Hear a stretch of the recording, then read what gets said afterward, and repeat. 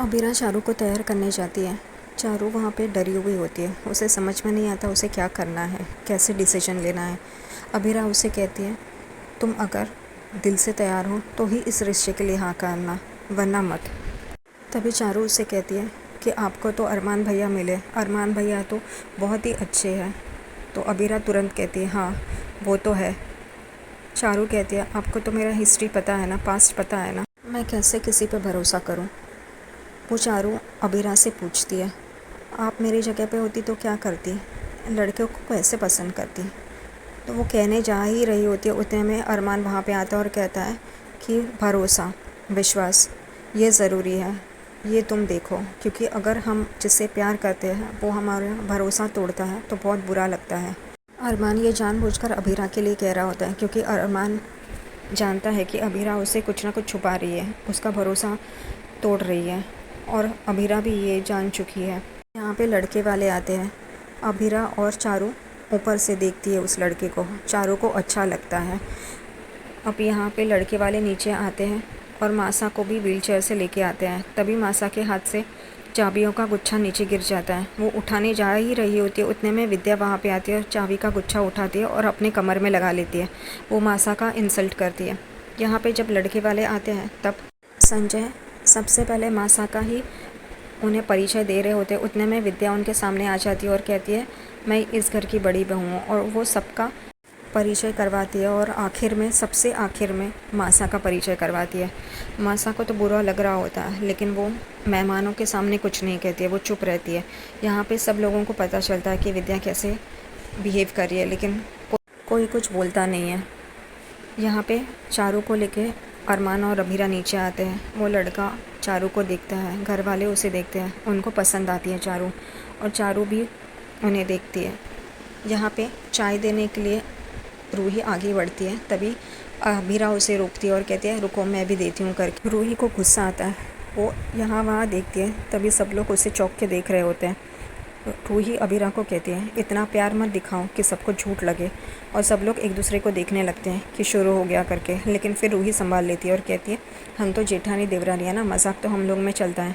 तब लड़के की माँ बोलती है, अरे वाह जेठानी देवरानी है, और ये जेठानी तुम्हें देवरानी को दीदी क्यों कह रही थी, तुम्हारा कोई रिश्ता है क्या, तुम दोनों बहन हो क्या।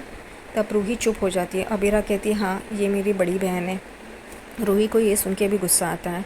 रूही और अबीरा मिलके लड़के के माँ बाप को चाय देते हैं, और फिर संजय बंसल लड़के को कहते हैं, अगर तुम्हें शारू से कोई बात करनी है तो तुम अलग जाके बात कर सकते हो। तो अबीरा और अरमान दोनों को लेके बाहर चले जाते हैं, उन दोनों को बात करनी होती है। इसलिए चारू उस लड़के से कहती है कि मैं अपना करियर जारी रखना चाहती हूँ, मैं इंडिपेंडेंट बनना चाहती हूँ, तुम्हें कोई दिक्कत तो नहीं है।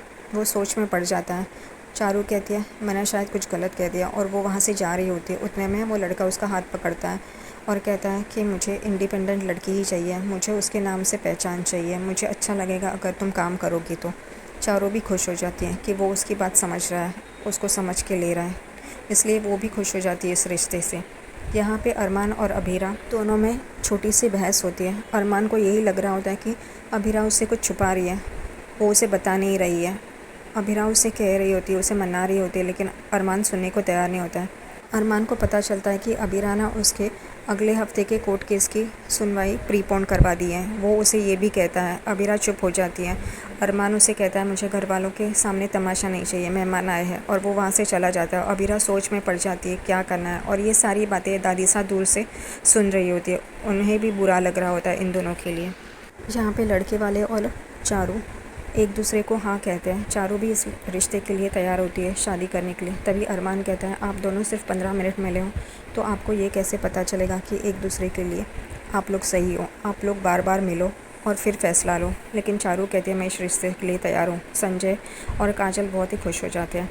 लड़के की माँ चारू को कंगन भी पहनाती है और ये रिश्ता पक्का करते हैं। वो कहती है, मैंने आते वक्त ही पंडित जी को शुभ मुहूर्त के लिए कहा था, उन्होंने कहा इंगेजमेंट के लिए शुभ मुहूर्त है 2 दिन के बाद, हम 2 दिन के बाद इंगेजमेंट कर सकते हैं। तभी दादी सा कह रही होती है कि इतनी जल्दी, उतने में ही विद्या उनकी बात को टोकती है, रोकती है और कहती है, हम तैयार है करके, और वो समधन के लड़के की माँ के गले मिलती है।